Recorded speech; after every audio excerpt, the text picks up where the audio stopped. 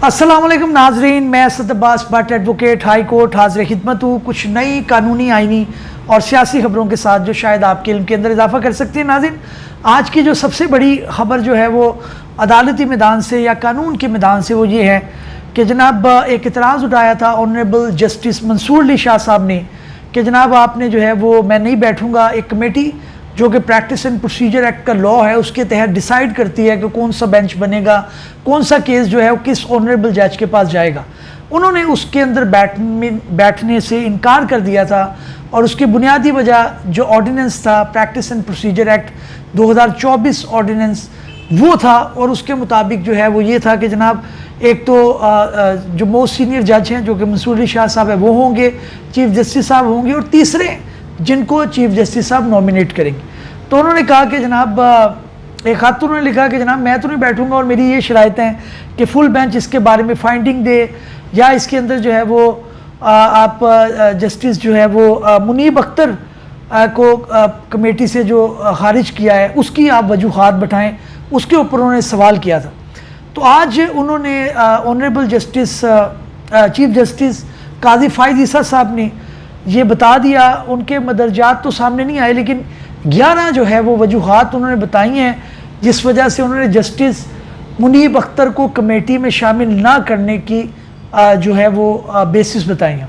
उसमें क्या है पढ़ लेते हैं। खत में चीफ जस्टिस ने लिखा कि सीनियर जज से जस्टिस मुनीब का रवैया इंतहाई दरशस था, ऐसा जस्टिस मंसूर आपके इसरार पर किया गया। कानूनन आप इस बात पर सवाल नहीं उठा सकते कि चीफ जस्टिस किस जज को कमेटी में शामिल करे। चूँकि मैं हमेशा एहतसाब और शफाफियत की हिमायत करता रहा हूँ, मैं वजूहात फराहम करूँगा। चीफ जस्टिस ने ख़त में लिखा कि वजूहात फराहम करूँगा कि जस्टिस मुनीब अख्तर को क्यों तब्दील किया गया। ये याद रहे कि आपके इसरार पर कर रहा हूँ ताकि कोई नाराज़ ना हो जाए। उन्होंने कहा कि जस्टिस मुनीब अख्तर ने प्रैक्टिस एंड प्रोसीजर कानून की सख्त मुखालफत की थी। जस्टिस मुनीब इन दोनों जजों में शामिल थे जिन्होंने मुकदमात के बावजूद बोझ से लापरवाह होकर गर्मियों की पूरी तातीलात की वो तातीलात के दौरान अदालत का काम करने के लिए दस्तयाब नहीं थे। ये दूसरी उन्होंने कहा। चीफ जस्टिस काजी फाइज ने कहा कि तातीलात पर होने के बावजूद उन्होंने कमेटी मीटिंग्स में शिरकत पर इसरार किया जो कि अगले सीनियर जज जस्टिस याया पर उनका अदम एतमाद जाहिर करता है। ख़त में चीफ जस्टिस ने लिखा कि प्रैक्टिस एंड प्रोसीजर एक्ट कहता है कि अर्जेंट मुकदमात 14 रोज़ में समाअत के लिए मुकर्रर होंगे। जस्टिस मुनीब अख्तर ने दरख्वास्त गुजारों की आइनी और कानूनी हक़ के बरखिलाफ अर्जेंट आइनी मुकदमात सुनने से इनकार किया और छुट्टियों को फोकियत दी। उनका कहना था कि सुप्रीम कोर्ट की रवायत के बरक्स अपने सीनियर जजों एडहॉक जजेस का एहतराम ना किया। सीनियर जजेस को ऐसे 1100 मुकदमात की समाअत तक महदूद कर दिया। एडहॉक जज को शरीयत एपलेट बेंच के मुकदमात भी सुनने नहीं दिए गए। अच्छा जी, चीफ जस्टिस ने जवाबी खत में लिखा कि जस्टिस मुनीब अख्तर ने कमेटी के एक मुअज़्ज़ज़ रुकन से गैर शाइस्ता, दरशस्त और नामुनासिब रवैया इख्तियार किया जिसमें तमाम चीफ जस्टिस शामिल थे और सीनियर तरीन जज भी हिस्सा थे। जस्टिस मुनीब अख्तर महज अबूरी हुक्म जारी करके 11 बजे तक काम करते हैं। उसके साथी जजों ने उस पर रवैये पर एतराज़ किया। ऑडियो केस पर हुक्म इतना जारी करके वो केस की समाअत मुकर्रर ही नहीं कर दिया। अच्छा, ये जनाब चीफ जस्टिस साहब ने ख़त लिख दिया है जिसके ऊपर ज़ोर जो है वो ये वजह बताने पे है कि जनाब मुनीब अख्तर को जो है वो क्यों ऑनरेबल जस्टिस मुनीब अख्तर को क्यों जो है वो कमेटी में शामिल नहीं किया गया। ये ऐसी सतही बातें हैं, ऐसी वो बातें हैं जिनके ऊपर शायद अभी कोई अब ध्यान नहीं रख रहा, क्योंकि सारा का सारा फोकस यही है कि जनाब आपने एक बंदे का नाम, आपको अथॉरिटी दी गई। अगर आप शफाफियत और ट्रांसपेरेंसी की बात करते हैं तो फिर आप तीसरा बंदा जो करना है वो आप सीनियर तरीन जज जो है मंसूर अली शाह साहब उनसे डिस्कस करके भी कर सकते हैं। लेकिन बहरहाल ये एक रस्मी कार्रवाई हुई है जिसके अंदर उन्होंने जो है वो बता दिया कि जनाब इसके अंदर मैं क्यों मुनीब अख्तर को जो है वो नई कमेटी में शामिल कर रहा। अच्छा जी, प्रैक्टिस एंड प्रोसीजर एक्ट जो है तरमीमी ऑर्डिनेंस सुप्रीम कोर्ट में PTI ने भी चैलेंज कर दिया, तहरीक इंसाफ ने भी प्रैक्टिस प्रोसीजर तरमीमी ऑर्डिनेंस सुप्रीम कोर्ट में चैलेंज कर दिया। इसके अलावा भी लोगों ने चैलेंज किया है। चेयरमैन PTI बैरिस्टर गौहर ने सदारती ऑर्डिनेंस के खिलाफ आइनी दरख्वास्त सुप्रीम कोर्ट में दायर कर दी। बैरिस्टर गौहर की दरख्वास्त में वफाक, वजारत कानून और सेक्रेटरी सदर ममलकत को फरीक बनाया गया। तो ये जनाब इसके अंदर पेशरफ्त है, जो मामला ये चल रहा है।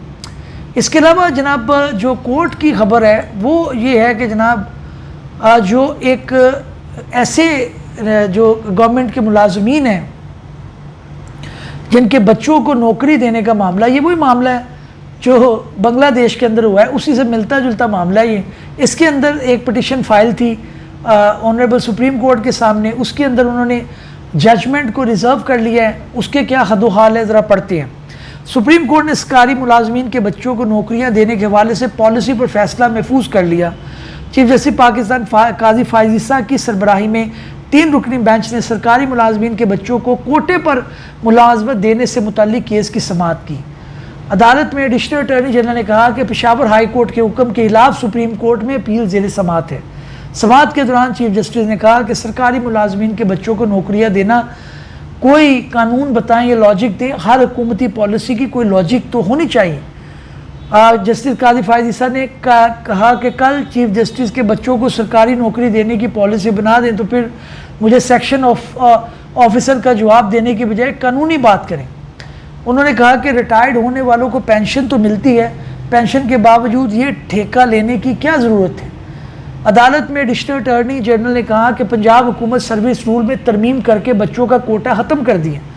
सिंध में उन्होंने कहा जी है। तो अब ये जो एक पॉलिसी है गवर्नमेंट की, इसके अंदर कोर्ट ने भी ये कहा कि जनाब इस तरह तो आप बाहर से कोई बंदा आने नहीं देंगी, तो एक कोटे को ना दें। उनकी पेंशन भी होती है, उनको रिटायरमेंट के वक्त जो है वो एक पैसे भी मिलते हैं। तो ये पाबंदी आयद करना कि जनाब उनके बच्चे को कोटा मिलेगा, ये बिल्कुल नामुनासिब बात है। लेकिन बहरहाल इसके ऊपर अभी उन्होंने रिज़र्व कर लिया जजमेंट, और उसमें आने वाला टाइम बताएगा कि क्या है। जी लाहौर के अंदर आंखों के इलाज के लिए स्टेट ऑफ आर्ट अस्पताल कायम करने का फ़ैसला हो गया जनाब, और ये जो है रेवेन्यू से इसकी ज़मीन भी मिल गई है और इसको मौज़ा खल्लो की में ज़मीन दी गई है। अब अल्लाह करे इसके अंदर खांचे ना लगे और जल्दी मामला तय हो जाए।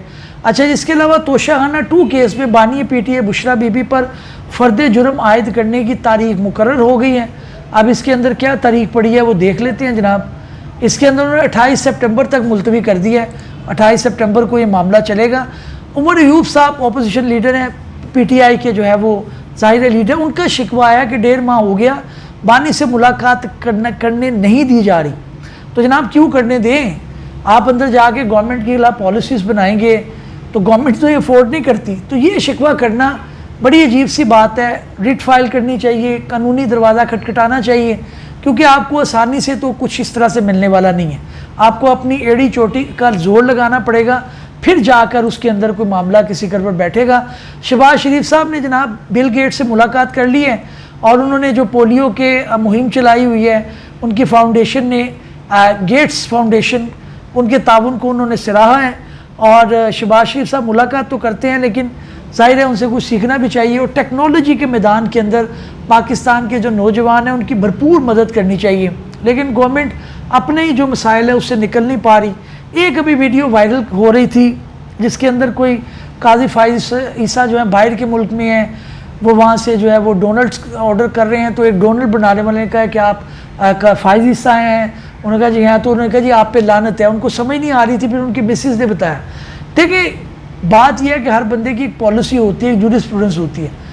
अवामी रद्द-ए-अमल अपनी जगह पे कुछ चीज़ें जो एक पार्टी को सूट करती हैं दूसरी को नहीं करती, लेकिन इदारों का एहतराम रहना चाहिए, फैमिली का एहतराम रहना चाहिए। कुछ भी हो, वो हमारे चीफ जस्टिस हैं अभी, उनकी पॉलिसी से आप इख्तलाफ कर सकते हैं, उनकी बातों को, जजमेंट को आप गलत कह सकते हैं, लेकिन ज़ातियात पर मेरे नज़दीक नहीं उतरना चाहिए। फैमिली सबकी है, हम ही जो है बाहर निकलते हैं, कल को किसी की भी बारी आ सकती है। उम्मीद है नाज़रीन काबिश पसंद आई होगी। अगले वीडियो में मिलते हैं।